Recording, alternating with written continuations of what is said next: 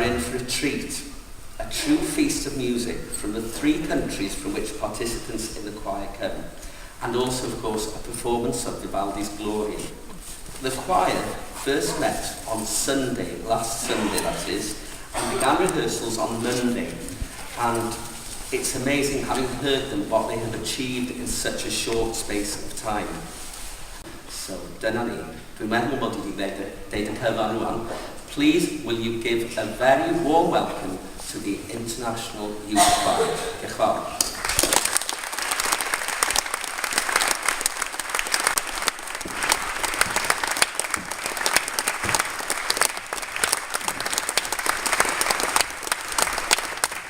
It's been the most remarkable week. The young people have been so happy to get on with everything, and they have behaved perfectly. Yes. Yes. Now, those of you who attend concerts regularly will know just how difficult it is to get up here and perform. I can guarantee you there will be magical moments, and when there aren't magical moments, we crave your indulgence. Please enjoy Vivaldi's Gloria.